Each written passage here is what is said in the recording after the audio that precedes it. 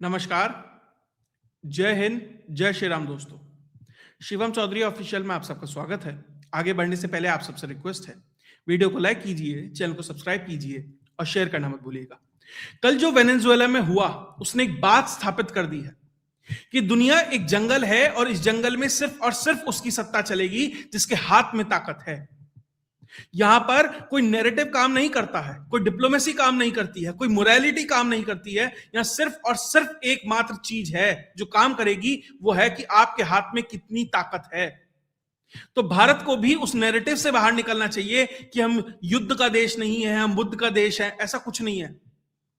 भारत की सॉवरेनिटी को सुरक्षित रखने के लिए भारत को जो करना पड़े, कोवर्टली ओवर्टली जैसे भी वो करे, ये इस बात ने स्थापित कर दिया है। खैर, आज बात करेंगे कि किस तरीके से अमेरिका का जो ये इन्वेजन है वेनेजुएला के अंदर, अब ट्रंप तो ये कह चुका है कि हमने उस पर कब्जा कर लिया है, किस तरीके से ये दुनिया में नया वर्ल्ड ऑर्डर स्थापित करने वाला है। और सवाल ये है कि क्या ये एक फिक्स गेम है अमेरिका, रशिया और चाइना के बीच में, या अमेरिका ने सही में एक बड़ी मात दे दी है इन दोनों सुपर पावर को, और इसके दूरगामी परिणाम क्या होंगे दुनिया के वर्ल्ड ऑर्डर पर और खासकर भारत के ऊपर। अब बहुत सारे लोग सोशल मीडिया पे पूछने लगे हैं, क्या मोदी के साथ भी ऐसा कर सकते हैं क्या, जो भारत विरोधी हैं, जो मोदी को पसंद नहीं करते और इस विरोध में इतने अंधे हो गए हैं कि भारत का विरोध करने लगे हैं, यहां के निर्वाचित प्रधानमंत्री के लिए ऐसी बात करने लगे हैं। और भारत में कौन है जो ऑपरेशन वेनेजुएला चला रहा है, कि जो वेनेजुएला में ये कार्यक्रम होने से पहले जो पटकथा लिखी गई, भारत में कौन है जो वो पटकथा लिखने का प्रयास कर रहा है और कैसे लिख रहा है, उसके ऊपर चर्चा होगी। पहले वेनेजुएला में क्या हुआ। डोनाल्ड ट्रंप कई महीनों से जो वेनेजुएला उसे घेर कर खड़े थे, 15,000 सैनिक अमेरिका के, वहां पे सब कुछ एक तरीके से उन्हें ब्लॉकेट कर दिया था। और अचानक से एक दिन खबर आती है कि रात को 2 बजे अमेरिका के कुछ जेट्स अंदर जाते हैं, कुछ हेलीकॉप्टर्स अंदर जाते हैं, वहां कुछ बॉम्बिंग करते हैं, कुछ 2-4 जगह, कुछ एयर बेसिस पे रनवे उड़ा देते हैं, बहुत सारी चीजें हैं। और अचानक से जहां मदुरो रहता है, और मदुरो एक सिक्योर्ड फैसिलिटी के अंदर रहता है, उसके अंदर वो घुसते हैं, डेल्टा टीम घुसती है, उसे उसकी बीवी सहित बेड पे से गिरफ्तार करके ले जाती है। अब दिखने में लगता है कि ये बहुत इजी है, देखिए इसमें 2 चीजें हैं और ये आने वाले समय में निकल कर आएगा। या तो ये फिक्स गेम था चाइना और रशिया और अमेरिका का, कि ये एक तरीके से बार्गेन हो गया है, जहां पर ये तय हो गया तीनों के बीच में, America north America south America रखेगा कि भैया ये तुम्हारा स्फीयर ऑफ इन्फ्लुएंस है, तुम ये रख लो। रशिया को कहा कि ठीक है, यूक्रेन पे हम तुमसे डील कर लेंगे और यूक्रेन सिक्योर है, अब तुम्हारा है, तुम जैसे चाहो वैसे सिक्योर करो। और चाइना को ताइवान दे दिया गया है कि भैया ताइवान तुम्हारा है, तुम यहां क्या करोगे, अब हमें उससे मतलब नहीं है। पहला, या तो ये फिक्स गेम था और इस तरीके से इसका एक पटाख शेप हो गया है और इसे इसी तरीके से लेना चाहिए। दूसरा यह है कि अमेरिका ने इन दोनों को चेकमेट कर दिया। देखिए असल में कौन सा असल है ये समय के साथ पता लगेगा, लेकिन अगर अमेरिका ने चेकमेट दे दिया है तो ये दुनिया में एक बहुत बड़ा चेंज है, बहुत बड़ा इन्फ्लेक्शन पॉइंट है। क्योंकि अमेरिका जिस सहजता के साथ अंदर घुसा है, सबसे पहली चीज उसने वेनेजुएला को जिस तरीके से इन्फिल्ट्रेट किया इस ऑपरेशन से पहले, वो गजब है। मैं कहता हूं कि उसके लिए हेड्स ऑफ है अमेरिका को। आपकी डेल्टा फोर्स घुसती है, एक भी गोली नहीं चलती है और आप राष्ट्रपति को गिरफ्तार करके बेड पे से ले जाते हैं। ये एकाएक नहीं हुआ होगा। सीआईए ने जिस तरीके से इन्फिल्ट्रेशन उस सिस्टम के अंदर किया होगा, उसी के मिलिट्री के लोग खरीदे होंगे, बॉडीगार्ड्स खरीदे होंगे, सिस्टम को हाईजैक किया होगा, उसके बिना ये सब पॉसिबल नहीं है। और मैं इसलिए इसका ज्यादा पक्षधर हूं कि ये चीजें इसलिए हुई हैं क्योंकि उससे पहले बहुत कुछ हुआ है जो शायद बहुत लोगों की नजर से गायब हो गया। पहला, पिछले लगभग 15 साल के अंदर अंदर जो वेनेजुएला की डेमोग्राफी है ना, उसमें एक बड़ा चेंज हुआ। जहां मात्र 2% प्रोटेस्टेंट क्रिश्चियंस रहते थे, वो आबादी बदलकर, माफ कीजिएगा, जहां 2% प्रोटेस्टेंट क्रिश्चियन रहते थे, ज्यादातर कैथोलिक थे, वहां प्रोटेस्टेंट की आबादी 30% से ऊपर पहुंच गई, 31%। अमेरिका प्रोटेस्टेंट बहुल है, वेनेजुएला कैथोलिक था। सबसे पहले आपने डेमोग्राफी चेंज की, अपने लोग वहां तैयार किए। आपको भारत में भी दिखता है ना ऐसा, धीरे धीरे डेमोग्राफी चेंज की जा रही है भविष्य के लिए। वहां पर भी ये तैयार किया गया, सिस्टम को हाईजैक किया गया, अंदर के लोगों को खरीदा गया, ताकि जब मुद्रो की गिरफ्तारी हो तो कोई हो हल्ला ना हो और आराम से स्मूथ ये सारा का सारा कार्यक्रम हो सके। अब भारत तो बहुत बड़ा देश है, कॉम्प्लेक्स देश है, यहां करने में समय लगता है, बहुत बड़ी मशीनरी को हिलाना पड़ता है। वहां सेंट्रलाइज थी सब कुछ, इसलिए वो आसानी से कर पाए। अब अमेरिका मात्र तेल नहीं है, आप इस रीजन में जाएंगे, ठीक है, वेनेजुएला के पास दुनिया का सबसे बड़ा तेल भंडार है, 303 बिलियन बैरल। सऊदी अरब, रशिया, मिडिल ईस्ट सबसे बहुत बड़ा है। आपके पास तेल का निश्चित तौर पर एक बड़ा अकूत भंडार हाथ लग गया है।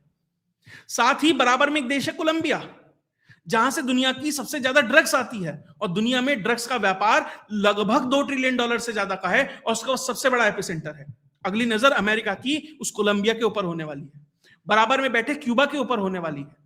यानी कि पूरे साउथ अमेरिका उसके स्फीयर ऑफ इन्फ्लुएंस में आएगा। अमेरिका ने तेल पर भी कब्जा किया, ड्रग्स पे भी कब्जा करेगा, क्यूबा पर भी कब्जा करेगा, पनामा कैनाल से भी एक तरीके से चाइना को बाहर निकाल दिया है, और अगला नंबर रेयर अर्थ के नाम पर ग्रीनलैंड का होने वाला है। तो अमेरिका धीरे धीरे सिर्फ तेल नहीं, ड्रग्स, तेल, उसके अलावा लिथियम, गोल्ड, इन सब के ऊपर धीरे धीरे कब्जा कर रहा है। वेनेजुएला के अंदर सिर्फ तेल नहीं है, 200 trillion cubic feet of natural gas भी है। उसके अलावा आयरन ओर है, 8000 टन के लगभग गोल्ड रिजर्व्स हैं, कोल रिजर्व्स हैं, रिन्यूएबल फ्रेश वाटर है। इतना बड़ा रिसोर्स आपके हाथ लग गया है। तो अमेरिका का तेल अब के अलावा बहुत कुछ है जो उसके हाथ लगी है, और अगर कोलंबिया भी उसके हाथ लग जाता है तो आप यह मानकर चलिए जो उनकी एजेंसी है, खुफिया एजेंसी है, उसे चलाने के लिए पीछे से कितना पैसा मिल जाएगा।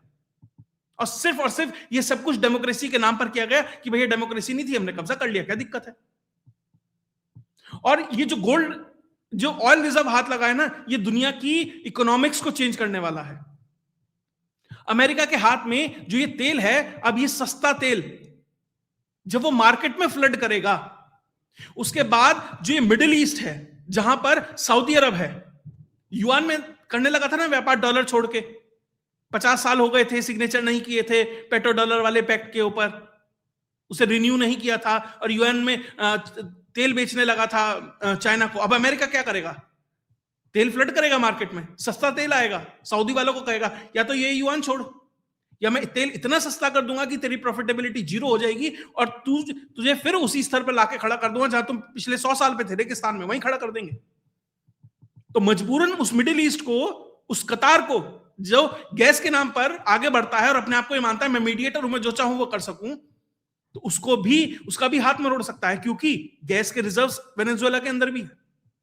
तो पूरा का पूरा मिडिल ईस्ट वर्चुअली अब अमेरिका के हाथ में आके बैठेगा, और वापस उसे डॉलर पे ट्रांजिट होना पड़ेगा, जो ब्रिक्स की तरफ बढ़ रहे थे ना कि भैया ब्रिक्स में जाते हैं, ब्रिक्स में जाते हैं, तो उन्हें वापस धीरे धीरे अपनी तरफ खींचने का प्रयास करेगा। ऐसा नहीं है कि रशिया और चाइना कुछ नहीं करेंगे, बात अब उस टग ऑफ वॉर में है कि कौन ज्यादा बेहतर तरीके से खींच सकता है।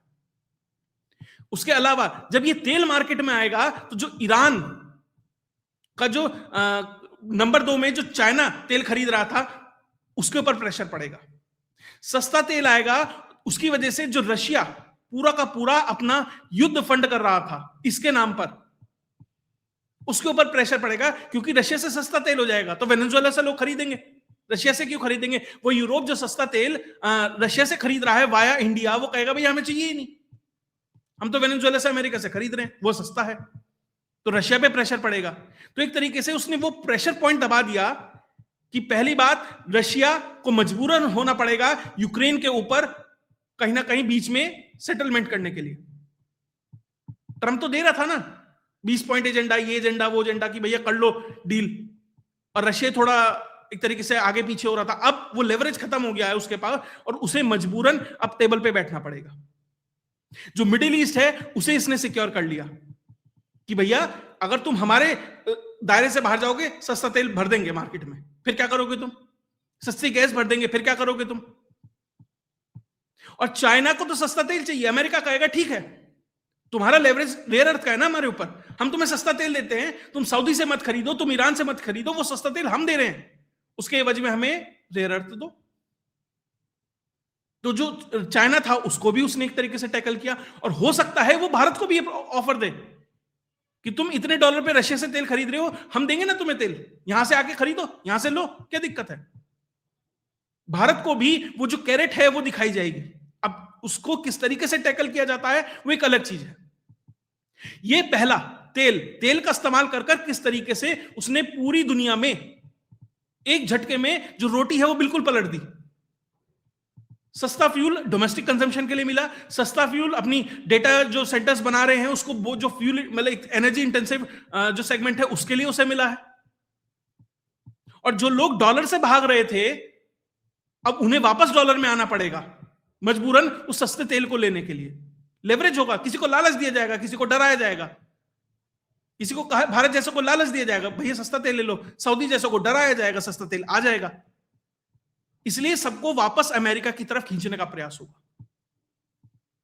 उसके अलावा अमेरिका वेनेजुएला में घुसा है। नंबर 2, आप देखिएगा जब वो वहां पर घुसा, वेनेजुएला का सबसे बड़ा नेट सिक्योरिटी गारंटर कौन था? रशिया और चाइना। रशिया ने S-300 दिया हुआ है, चाइना ने HQ-9 एयर डिफेंस सिस्टम दिया हुआ है। अब वो सब कुछ अमेरिका के पास है। उसके जो रडार फ्रीक्वेंसीज हैं वो अमेरिका के पास है, जो उसकी एंगेजमेंट विंडो है वो अमेरिका के पास है, जो उसकी ट्रैकिंग लिमिट्स हैं वो अमेरिका के पास है। यानी अमेरिका को वर्चुअली उसका पूरा का पूरा एल्गोरिदम पता है कि कितनी रेंज पे मार सकता है, कितनी मतलब दो जो रॉकेट्स हैं उनके बीच का कितना अंतर हो सकता है, क्या उसकी रडार फ्रीक्वेंसी है, क्या उसका पूरा का पूरा जो सॉफ्टवेयर है वो सब उसके हाथ में है। यानी वहां से वो बैठ के बता सकता है कि कहां कहां S-300 होंगे, तो वो कैसे कैसे काम करते होंगे।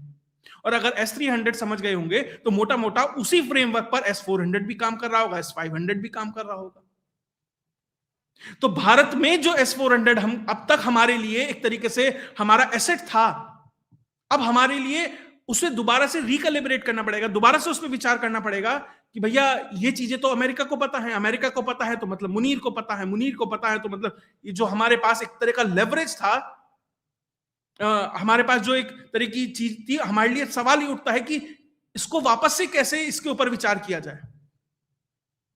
उसके बाद जो HQ-9 है, जो पाकिस्तान के पास भी है चाइना का, जो ईरान के पास है, अफ्रीकन कंट्रीज में है, मिडिल ईस्ट में है, अब वो तो चाइना से पूछेंगे कि भैया तेरा सामान तो खुल के सामने रख दिया, ऐसे अंजर पंजर सारे खोल के बैठ गए होंगे, वो तब स्टडी शुरू हो गई होगी। तो भैया तुम्हारे जो इक्विपमेंट है, डिफेंस इक्विपमेंट है, उन दोनों का जो डिफेंस मार्केट है, आप सोचिए उसे कितना नुकसान पहुंचेगा। उनके फाइटर जेट्स भी हैं वेनेजुएला में, वो भी अब तक खोल के रिवर्स इंजीनियरिंग शुरू हो चुकी होगी। यानी कि जो डिफेंस सेगमेंट है, अमेरिका किन की चीजों पे चलता है? तेल पे चलता है, डिफेंस पे चलता है, फार्मा पे चलता है, रेयर अर्थ की बात आने लगी है, और जो ड्रग्स है ये है, यही सब चीजें तो हैं जो उस तथाकथित अमेरिकन डीप स्टेट की जान है। और आपने उस वेनेजुएला से एक झटके में जो तेल का खेल है उसे पलट दिया। जो डिफेंस में जो दो सबसे बड़े प्रतिद्वंदी थे आपके, रशिया और चाइना, उसके बहुत सारे जो प्राइज्ड एसेट्स हैं वो वहां रखे हुए हैं।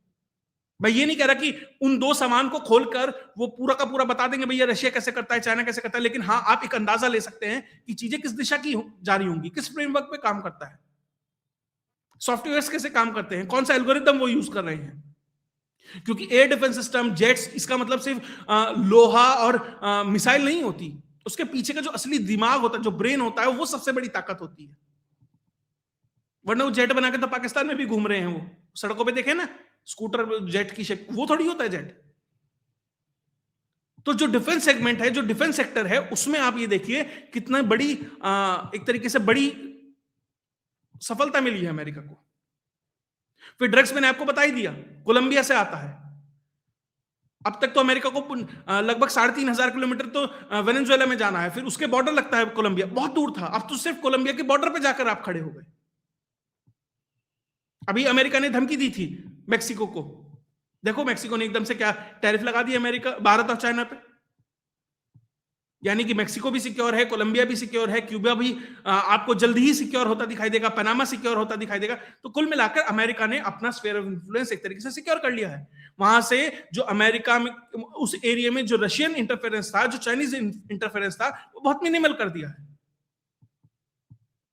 तो एक तरीके से वर्ल्ड ऑर्डर को एक झटके में किस तरीके से तब्दील कर दिया अमेरिका ने, ये इस अगर इसी तरीके से चीजें जारी है, अगर ये फिक्स गेम नहीं है तो आप ये देखिए जबरदस्त है। आपका विरोधी हो, दोस्त हो, जो भी हो, अगर उसने कुछ टेक्निकली बहुत बेहतर किया है, स्ट्रेटेजिकली बहुत बेहतर किया है, ठीक है, उसकी योग्यता को कहना चाहिए कि बहुत अच्छा किया। तो जो जो चीजें वहां हुई वो आने वाले समय में एक बड़ा फर्क डालेगी इस दुनिया पर। और देखिए, ट्रंप ज्यादातर ये सब चीजें कब करता है? सैटरडे का दिन होता है। बहुत सारे बेट्स ऑलरेडी शेयर मार्केट में लग चुके होंगे। जब मंडे को शेयर मार्केट खुलेगा तो उसके जो साथी हैं वो ऑलरेडी बहुत पैसा कमा चुके होंगे। फिर उसके लोग जब वेनेजुएला में जाएंगे वहां से पैसा कमाएंगे उस अकूत भंडार से। और अमेरिका क्या कह रहा है? हमारा है। भैया आपने मदुरो को क्यों उठाया? आपने मदुरो को ये कहते हुए उठाया ना कि वो ड्रग्स का पैसा लेता था, वो ड्रग्स सप्लाई करता था, हथियार उसके पास थे। आपने उसे क्रिमिनल बता दिया। आप उसे हटा के किसी और, आप हटा देते, बात खत्म। वैसे तो आपका अधिकार क्या बनता है? आप एक सोवरेन नेशन में इंटरफेरेंस कर रहे हैं। उसके बाद आप ये कह रहे हैं वेनेजुएला मेरा हो गया, यानी एक तरीके से वर्चुअली आपने उसे अपनी कॉलोनी बना लिया। ये कॉलोनाइजेशन भी है। ग्रीनलैंड पे रेयर अर्थ के लिए वो ग्रीनलैंड जाएगा, ये लिख कर रखिए। और अब दूसरे देशों को उससे डर के रहना पड़ेगा कि उन्हें लगता है कि ऐसा हो सकता है। तो कुल मिलाकर जो बात मैंने शुरू में कही, जो पावर है वो आपके हाथ में है, वही अल्टीमेट सत्य है। उसके अलावा ना इधर कुछ है ना इधर कुछ है, सिर्फ और सिर्फ ताकत ही परम सत्य है आज की दुनिया में। अगर एज ए राष्ट्र के तौर पर आपको बचे रहना है, रुके रहना है, तो यही परम सत्य है। लेकिन वो लोग आपके पीछे निश्चित तौर पर आएंगे। और भारत में भी प्रोजेक्ट वेनेजुएला चल रहा है, ये मानकर चलिए। और तब तक उनका प्रयास रहेगा जब तक वो अपने मुफीद चीजें नहीं करेंगे। कारण प्रोजेक्ट वेनेजुएला मैं कैसे कह रहा हूं? क्योंकि वेनेजुएला में क्या हुआ, देखिए 3 तरीके हैं किसी भी देश को सबवर्ट करने के। किसी भी सत्ता को, चुनी हुई सत्ता हो या ना चुनी हुई सत्ता हो, उसे अपनी तरफ एक तरीके से लाने के। या तो आप उस पर फोर्स का इस्तेमाल करिए, मिलिट्री हमला कीजिए। इराक में किया था, अफगानिस्तान में किया, वियतनाम में किया। भारत में नहीं कर सकते, तो वो नहीं हुआ, वो नहीं होगा। उसके बाद आप डिप्लोमेसी का प्रयास कर सकते हैं, आप सैंक्शंस का प्रयास कर सकते हैं, आप टैरिफ का प्रयास कर सकते हैं। वो ये कर चुके हैं। और एक लिमिट से ज्यादा वो उसे असर्ट नहीं कर सकते, आगे नहीं खींच सकते, क्योंकि भारत की अर्थव्यवस्था इतनी बड़ी है, इस तरीके से घुली मिली है कि आप एक, और उस तरीके से बहुत हद तक आइसोलेटेड भी है अमेरिका से, कि कुछ 2-4% का एक्सपोजर होगा हमारा एक्सपोर्ट्स का, कि वो उसे एक लिमिट से ज्यादा नहीं कर सकता। और तीसरा है डीलेजिटिमाइज करें, किस तरीके से नाम खराब करें, कि देश के अंदर ही एक असंतोष भाव पैदा कर दें, जैसे मदुरो के खिलाफ करा कि भैया इलेक्शन रिग कर लिया है, वो नोबेल प्राइज दे दिया उसके अपोनेंट को, और नोबेल प्राइज लेते अपोनेंट कह रही है भैया मैं तो अमेरिका को आते ही सारा अमेरिका को बांट दूंगी। यहां भी है ना, भारत में भी कुछ लोग बैठते हैं कि आओ भारत में मदद करो सत्ता हटाने के लिए। कोई पाकिस्तान जाके कहता है, कोई अमेरिका जाके कहता है। ये प्रोजेक्ट वेनेजुएला ही है जो भारत में चल रहा है। और वही लोग कह रहे हैं कि मोदी को उठा के ले जाओ। सोशल मीडिया पे चल रहा है ये बातें। देखिए, वो तो ना किसी की हिम्मत है, ना कोई कर पाएगा, ना कभी होगा। आप वो छोड़ दीजिए कि मोदी को कभी ये इस तरीके से उठा के ले जाएंगे, या भारत के आने वाले किसी भी प्रधानमंत्री को ऐसे उठा के ले जाएंगे। मोदी छोड़ दीजिए, आने वाले 10 या 20 प्रधानमंत्री के साथ भी ये नहीं कर सकते। प्रधानमंत्री छोड़िए, भारत के किसी मुख्यमंत्री के साथ ये नहीं कर सकते। वो एक अलग इशू है। लेकिन जो डिलेजिटिमाइजेशन की बात है वो भारत में होगा, और ये शुरू हो गया था 2024 के चुनाव के साथ। वो डिलेजिटिमाइजेशन है, तभी तो ईवीएम के ऊपर सवाल उठाते हैं। वो है तभी तो ये कहते हैं वोट चोरी हो गई है, वोट चोरी। यानी जैसे मदुरो को कहते थे तुम्हारा चुनाव रिग्ड है, वैसे ही कह रहे हैं कि भारत का चुनाव रिग्ड है, और भारत को और वेनेजुएला को कंपेयर कर रहे हैं उन सिस्टम्स को। जब उसके ऊपर जनता कोई फर्क नहीं डालती, जनता को लगता है ठीक है मेरी कहां वोट चोरी हो गई। जब ग्राउंड पे पता लगता है कि नैरेटिव बोगस है, फ्रॉड है, तो ये और नए जो टूल किट्स हैं उन्हें एक्टिव करते हैं। भारत के अंदर एक बड़ी आबादी है, एक बड़ा सेगमेंट है गिग वर्कर्स का, उसके आंदोलन खड़े कर दिए। देखिए, गिग वर्कर जो काम करता है, स्विगी, जोमेटो, ब्लिंकिट, इन सब में जो डिलीवरी बॉय होते हैं, ये परमानेंट जॉब नहीं होती है, और कंपनी उन्हें कभी परमानेंट जॉब की तरह पैसा देती भी नहीं है। वो उन्हें पैसा देती है आप कितने घंटे में कितनी डिलीवरी करते हो, पर डिलीवरी के हिसाब से पेमेंट होता है। यही तो गिग इकोनॉमी है, गिग इसीलिए कहते हैं उसे। और इन्होंने जो मिल वर्करों ने जो आंदोलन किया था मुंबई के अंदर, जिसकी वजह से सारी मिल बंद हो गई, या जो कलकत्ता में किया गया, उसी तरीके से, उसी कम्युनिस्ट सोच के ऊपर, उसी तरीके से भारत की इस इंडस्ट्री को खराब करने के लिए चलो भाई आंदोलन में कूद जाओ। मैं ये नहीं कह रहा कि उनके अधिकार नहीं होने चाहिए, उन्हें बेहतर वर्किंग कंडीशन नहीं होनी चाहिए, बिल्कुल नहीं चाहिए। लेकिन आप उसे हाईजैक करेंगे सिस्टम को हाईजैक करने के लिए, यह गलत है। आप भारत की एयरलाइन इंडस्ट्री पर दबाव डालते हैं। एक कंपनी जो लगभग मोनोपोलिस्टिक बिहेवियर में आ गई थी, इंडिगो, उसका इस्तेमाल किया जाता है टर्किश इन्फ्लुएंस का इस्तेमाल करके कि भैया देखो ये परेशान करो इन्हें, कि आप उस सिस्टम को ही तो बैठाने का प्रयास कर रहे हैं। यही प्रोजेक्ट वेनेजुएला है। और क्या होगा? हर जगह एक ही तरह की टूल किट नहीं इस्तेमाल होती, पैटर्न वही, मतलब बेस वही होगा। वो हो सकता है ऊपर अलग अलग नए नए तरीके हों, लेकिन बात वही है कि आप इस सरकार को, इस सिस्टम को, इस व्यवस्था को, इस देश के लोगों को किस तरीके से डिलेजिटिमाइज करें, वो प्रयास किया जा रहा है।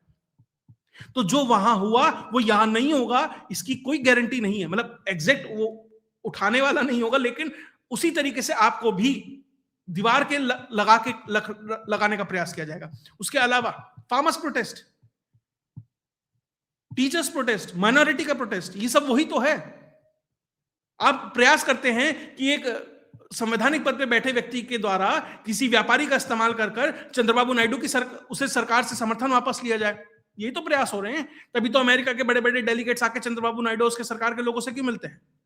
बार बार प्रयास है किस तरीके से यही समर्थन वापस ले ले, ये सरकार गिर जाए। क्यों? क्योंकि ये सरकार बात करती है ऑटोनॉमी की, सॉवरेनिटी की।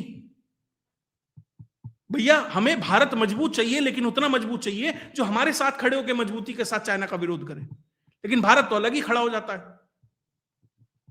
यह दिक्कत है इन लोगों को। इन्हें पता दिक्कत क्या है? चाइना वेनेजुएला में कुछ कर तो नहीं पाया, ना कर पाएगा। ताइवान भी ले नहीं पा रहा अब तक, ठीक है। अभी जापान, साउथ कोरिया में भी कुछ नहीं कर पा रहा। ये वो सारी जगह हैं जहां अमेरिका इन्फ्लुएंस है। चाइना कुछ कर नहीं पाया। बहुत बड़ी आर्मी है, बहुत बड़ी नेवी है, एआई में ये कर दिया है, वो कर दिया है, बहुत सारी चीजें हैं, हो हल्ला मचता है। भारत में भी बहुत सारे लोग बैठे हैं। भारत ने अमेरिका को मालदीव से बाहर निकाला। अमेरिका ने नेपाल में अमेरिका का जो एक्शन हो रहा था उसको पलटा। भारत ने श्रीलंका में अमेरिका को मात दी, कम से कम फौरी तौर पर तो दी। भारत अमेरिका के ऑपरेशन के बीच में से एक्सट्रैक्शन करके लाया शेख हसीना का। भारत ने अमेरिकन समर्थित न्यूक्लियर पावर स्टेट के ऊपर मिसाइलें दागी, 10 मिनट में 10 बेस उड़ाए हैं। जो चाइना नहीं कर पाया, जो रशिया नहीं कर पाया, वो भारत ने किया। आपको लगता है भारत को छोड़ देगा अमेरिका? पीछे पड़ा रहेगा? बात यह है कि आप कितना उसका जवाब देते हैं, आप किस तरीके से उसका प्रतिरोध करते हैं, किस तरीके से आप सरकार के साथ खड़े हैं और सरकार किस बुद्धिमत्ता के साथ काम करती है। युद्ध बुद्ध ठीक है, आप उसे प्रोजेक्ट करो, अलतकिया करो उसका कि नहीं नहीं साहब हम तो बड़े शांति प्रिय है, ये है वो है। अंदर कार्यक्रम चालू रखो, किसी को नहीं छोड़ना। अब बहुत लोग कूद पड़ेंगे, अरे अब तो यूनेस्को भी उठा लो, और उसने तो उठा लिया मदुरो को, तुम यूनेस्को क्यों नहीं उठा रहे, असीम मुनीर को क्यों नहीं उठा रहे? 12 साल लगे अमेरिका को, 12-15 साल से मदुरो के पीछे पड़ा है वो, तब जाके कार्यक्रम सेट हो पाया। 12-13 साल लगे थे सद्दाम हुसैन को, जब फर्स्ट गल्फ वॉर हुई और सेकंड गल्फ वॉर हुई, 12-13 साल का अंतर है बीच में, तब जाके वो कार्यक्रम निपटा। मैं ये नहीं कह रहा भारत को 12 साल लेने चाहिए, लेकिन भारत को अपना समय लेना चाहिए। अब भारत में बहुत सारे लोग बैठे हैं इस प्रोजेक्ट वेनेजुएला को चलाने के लिए। जर्मनी घूम के आया था ना अभी एक, और जैसे ही वो जर्मनी जाता है और उसके बाद आता है, उधर से अमेरिका से आवाज आती है, अरे वो भारत की जेल में एक बंद है ना, वो यूएपीए केस में उमर खालिद, उसे छोड़ दो, तो बड़ा ईमानदार आदमी है, बहुत बहुत सिंपल सा, बहुत मासूम सा छात्र है। तो उसका बाप सिमी का मेंबर ही तो था, फाउंडिंग मेंबर। क्या हो गया? प्यारा सा संगठन है। और जो लोग उसके ऊपर सिग्नेचर करते हैं उस व्यक्ति को छुड़ाने के लिए, उनसे भाई साहब जर्मनी में मिलके आए हैं। वही जर्मनी जो खालिस्तान को सपोर्ट कर रहा है, वही जर्मनी जब भारत में पुतिन आते हैं तो सिग्नेचर करते हैं, अरे डेमोक्रेसी की हत्या हो गई, गड़बड़ हो गया साहब। भारत के इंटरनल मैटर्स के अंदर जो इन्फ्लुएंस करता है। और यही प्रोजेक्ट वेनेजुएला है कि भारत में किस तरीके से अब जो मीडिया है अचानक से रंग बदलने लगी ना। मैं ये नहीं कह रहा सरकार से सवाल मत पूछो, बिल्कुल पूछो, एक नहीं 4 पूछो, 10 पूछो, लेकिन जब आप सवाल पूछो तो मुद्दे पे पूरी तैयारी करके आओ। सेंगर के मामले पे अगर सवाल पूछ रहे हो तो अपना रेटोरिक मत बेचो, फैक्ट पे बात करो। गलत है फांसी पे चढ़ाओ, मैं कह रहा चौराहे पे फांसी पे चढ़ाओ। अगर अरावली पे मुद्दा पे बात करनी है तो फैक्ट पे बात करो। सरकार कैसे इन्वॉल्व है उसमें, सुप्रीम कोर्ट का क्या रोल है, कि सरकार ने कितने ठेके पट्टे, हर चीज पे बात कीजिए। फिर आप चिल्लाइए मत, I want to know, I want to know. जब कोई बोले नहीं नहीं नहीं आप बहुत देर हो गई है, मैं किसी और से पूछूंगा। If you want to know, nation also wants to know कि कंप्लीट फैक्ट्स एंड फिगर्स क्या है, और सबको जानने का अधिकार है और सबको बताना चाहिए। और सरकार की कमजोरी है कि वो नैरेटिव को सेट नहीं कर पा रही, और उसकी वजह से बहुत सारे लोगों को इंडिपेंडेंटली जो काम कर रहे हैं वो बहुत बेहतर काम कर रहे हैं सरकार से। क्रिटिसाइज करने वाले भी करें और पक्ष जो उनकी बात सही है वो रखने वाले भी करें। और भारत में एक बड़ा यूट्यूबर गैंग तैयार हो गया है उस फॉरेन नैरेटिव को, उस प्रोजेक्ट वेनेजुएला के नैरेटिव को सेट करने के लिए। तो लड़ाई बड़ी है, व्यापक है, मल्टी डायमेंशनल है, और डिलेजिटिमाइजेशन का जो ये काम चल रहा है ये बहुत महत्वपूर्ण है। उससे लड़ना, उसे समझना। जब तक आप बीमारी समझेंगे नहीं, लड़ नहीं सकते, उसे समझें, तो आपको समझ आएगा कि जो वहां चल रहा था ना, आपको तो एक दिन में दिखा, रात को 2:30 बजे घुस गए हो क्या कार्यक्रम, उससे पहले 12 साल की होमवर्क है अमेरिका का। अब भारत में वो होमवर्क चल रहा है, वो होमवर्क कभी पूरा ना हो पाए, ये जिम्मेदारी भारत के नागरिक की है। अमेरिका वेस्ट जो भी है, आप जो भी उसे माने, डीप स्टेट, अमेरिका वेस्ट जो भी है, वो कम से कम भारत की प्रेजेंट जो डिस्पेंसेशन है, जो मतलब जिस तरीके से भारत फिलहाल काम कर रहा है, वो उसे पसंद नहीं करता। आप उसे सरकार कहें, भारत का खुद का डीप स्टेट कहें, या जो भी कहें कि भारत में जो भी है, जिस तरीके से फिलहाल देश को चला रहा है, उससे वो खुश नहीं है। वो प्लायबल चाहते हैं। बस इतना अंतर है, आप समझ लीजिए क्या भारत सही दिशा में जा रहा है या गलत दिशा में जा रहा है, ये आपको इस छोटी सी एक लाइन से समझ आ जाएगा। अगर आपको वीडियो विश्लेषण पसंद आया तो वीडियो को लाइक कीजिए, चैनल को सब्सक्राइब कीजिए और शेयर करना मत भूलिएगा। और इस पे जो भी डेवलपमेंट होगी वो मैं आपके साथ लेके आता रहूंगा। जय हिंद, जय भारत।